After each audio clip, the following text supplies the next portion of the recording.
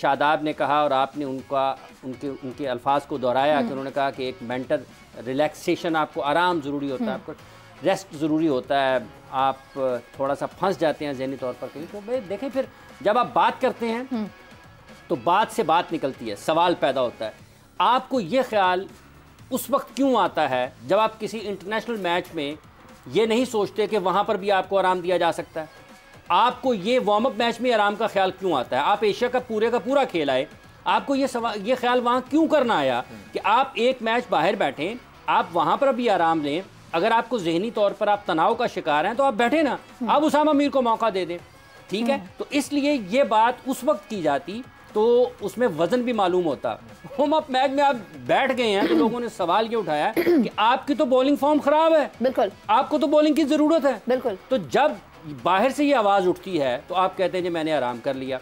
दूसरी बात, जब आप ये कहते हैं कि हम मुसलसल क्रिकेट खेल रहे हैं या हम एक जगह से दूसरी जगह जा रहे हैं तो हमें बहुत ज़्यादा सफ़र करना पड़ता है, हमारा शेड्यूल बहुत सख्त था, हमें एक मुल्क से दूसरे मुल्क से पहले मुल्क, ये बातें एक पेशावर क्रिकेटर के लिए उन हालात में बेमानी हो जाती हैं कि जब आप एक तारीख़ में एक मुल्क से उड़ें और हज़ारों किलोमीटर दूर जाके कनाडा में T20 लीग खेलें और यह स्टैट बन जाए कि आपने 24 घंटों के दौरान ही एक मुल्क से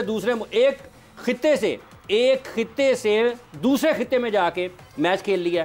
तो ये किस दुनिया में रहकर आप बात करते हैं जी हमें बहुत सफ़र करना पड़ गया, हमारा सफ़र जो है वजह थोड़ा सा तो होता है। नहीं सर, देखिए वो रिपोर्ट नहीं है, प्लेयर रिपोर्ट मैं ये कह नहीं रहा हूँ, मैं ये कह रहा हूँ कि जब आप बात कर रहे हैं, जब आप, ये रोबोट नहीं है, बिल्कुल नहीं है, लेकिन ये उस वक्त रोबोट नहीं होते हैं जब PSL में सारे के सारे मैचेस खेलते हैं, LPL में सारे के सारे मैचेस खेलते हैं। ये बात ठीक है कि लीग्स में जो है वो थोड़ा सा अब चूंकि 2 लीग्स हो गई हैं, अब चूंकि 2 लीग्स हो गई हैं, लेकिन वर्ल्ड कप से पहले ही ख्याल इस तरह का क्यों आया? तो इसलिए ये बात उनकी ठीक है, जो जिस तरह से आपने प्रेस कॉन्फ्रेंस का जिक्र किया है। अब ये पाकिस्तान वर्ल्ड कप खेलने के लिए जा रहा है, प्रेस कॉन्फ्रेंस में ऐसी बातें क्यों होती हैं ये कादिर साहब को बहुत बेहतर पता है, और थोड़ा बहुत कुछ मुझे भी पता है, कुछ आपको भी पता है। मैं उस पर बात करना नहीं चाहता हूँ।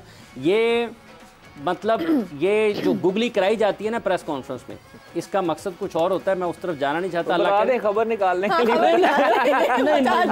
मैं असल में ना, ये ठीक है, पाकिस्तान के खिलाड़ी हैं, पाकिस्तान की शान है, पाकिस्तान की आन है, ये तमाम के तमाम खिलाड़ी, इनकी वजह से दुनिया में पाकिस्तान का नाम रोशन होता है। इन्होंने पाकिस्तान के लिए परफॉर्मेंसेस दी हुई हैं। फ़खर ज़मान के लिए भी बोला है उन्होंने, और यही दोबारा यही वो हमारा ऐसा एक प्लेयर है जिसके परफॉर्म करने से इम्पैक्ट पड़ता है। देखिए ये टीम आज भी ये टीम, ये दुनिया की बेहतरीन टीमों में इसका शुमार होता है। ये तवाज़ुन ख़राब हुआ है सिर्फ़ और सिर्फ 2 चीज़ों की वजह से, बाकी सब चीज़ें ठीक हैं।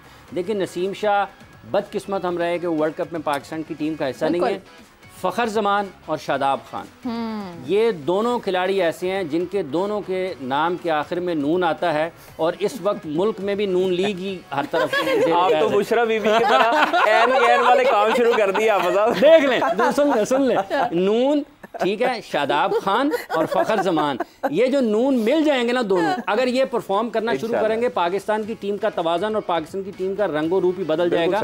ये सिर्फ और सिर्फ बॉलिंग में शादाब के 10 ओवर और फ़खर ज़मान के बैटिंग में 10-12 ओवर्स अगर वो खेलते हैं, पाकिस्तान की टीम आपको वापस अपनी असल रंग में नजर आती है। पाकिस्तान का यही रहा है ना हमेशा बैटिंग में, ऊपर से अच्छा स्टार्ट मिलता है तो मिडिल ऑर्डर भी परफॉर्मेंस देना शुरू आ जाते हैं। लेकिन मैं समझता हूँ हाफिज़ साहब, जो सऊद शकील ने उस दिन जो इनिंग खेली है बहुत शानदार, मैं कहता हूँ क्या खूबसूरत टाइमर है बॉल का, और बड़े अच्छे तरीके से उसने खेला। हमारा मिडिल ऑर्डर जो है वो मजीद स्ट्रॉन्ग हो सकता है अगर हम सऊद शकील को प्लेइंग लेवल में रखते हैं। प्लेइंग लेवल में अगर लगते हैं, देखिए सऊद के बारे में जैसे कादिर कह रहे हैं, पाकिस्तान को 50 ओवर्स बेहतर खेलने की ज़रूरत है। देखें जब आप पावर हिटर्स के साथ जाते हैं ना, वो 3 ओवर्स अच्छे खेल लेंगे, 30 ओवर्स अच्छे नहीं खेलेंगे।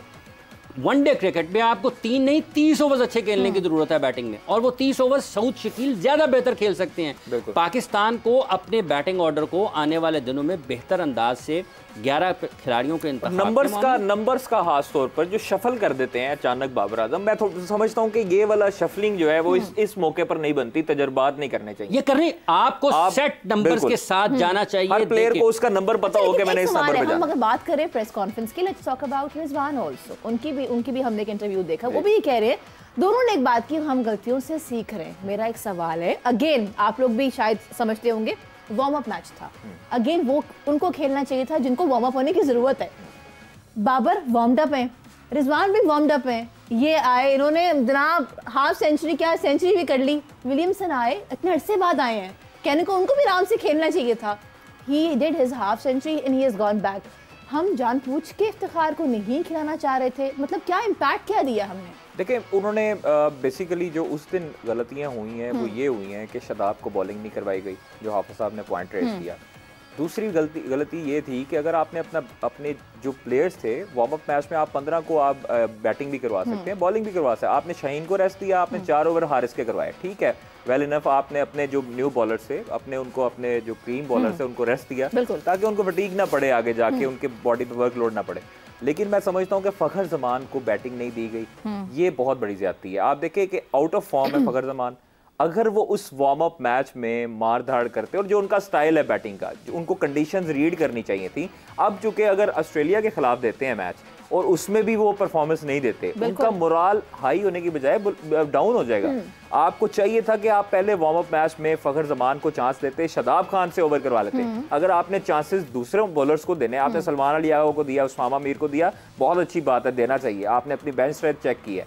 रिजवान भी यही कह रहे थे कि हमने बेंच स्ट्रेंथ चेक की है, तो आपने बेंच स्ट्रेंथ चेक की थी, तो आप जब 50 कर गए थे उस वक्त आप छोड़ के चले जाते, आप नीचे वालों को बैटिंग देते।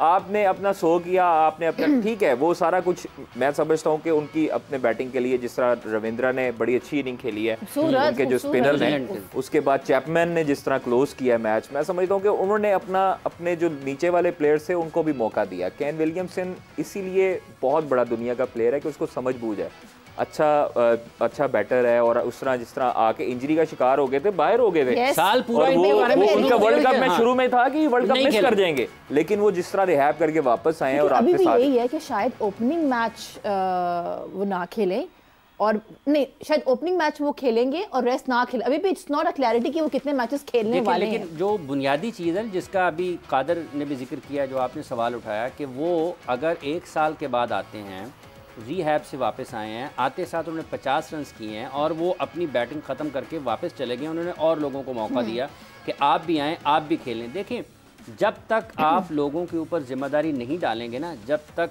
आप लोगों को मौका नहीं देंगे जिसकी वो सलाहियत रखते हैं, उस वक्त तक वो उनकी जो मख्फी सलाहियतें हैं वो छुपी रहेंगी, मख्फी रहेंगी, सामने नहीं आएंगी।